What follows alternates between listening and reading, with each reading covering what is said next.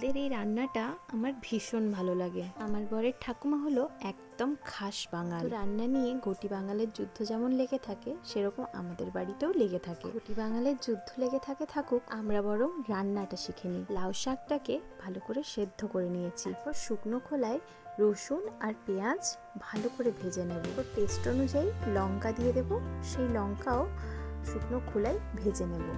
এই সব কিছু হয়ে গেলে কালো জিরে দিয়ে শুকনো খোলায় নেড়ে নেব। আমাদের ঠাকুমা, আমার শাশুড়ি আর আমাকে বলে, বাঙালের স্বাদ বাঙালের হাতেই আসে, ঘটির হাতে আসে না। আমি ঠাকুমাকে বললাম, আচ্ছা দেখি কেমন না আসে। তবে একটা কথা আমি অবশ্যই মানি, যে মা ঠাকুমাদের হাতের রান্নার স্বাদ কিন্তু আমার হাতে আসে না। আসলে কি জানো তো, ওদের রান্নার মধ্যে ওদের ভালোবাসাটাও তো লুকিয়ে থাকে, তাই না? আচ্ছা, আমি কালো জিরাটা প্রথমে পেস্ট করে নিয়েছি, তারপরে আমি কিন্তু লঙ্কা, রসুন আর পেঁয়াজটা দিয়ে দিলাম।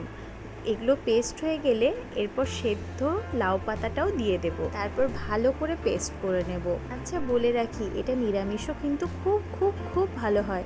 ঠাকুমার হাতে যদি একবার খাও তাহলে জাস্ট ভুলে যাবে সব কিছু। আমি যেহেতু কাঁচাটা খেতে পারি না, তাই আমি একটু তেলে এটা ভেজে নিই। এটা না ভাজলেও কিন্তু খুব ভালো লাগে। পরিমাণ মতো নুন দিয়ে দিয়েছি। আমার রান্নাটা কিন্তু কমপ্লিট হয়ে গেছে। আর হ্যাঁ, ইচ্ছে করলে এখানে একটু চিনি মেশানো যায়। বিশ্বাস করো, এক থালা ভাত জাস্ট এই লাউ পাতা বাটা দিয়ে উঠে যাবে, এতটাই ভালো হয়। তাহলে বাড়িতে ট্রাই করে অবশ্যই আমাকে জানাবে কেমন হলো। আর পারলে চ্যানেলটা একবার ঘুরে যেও, লাইক শেয়ার সাবস্ক্রাইব করো প্লিজ।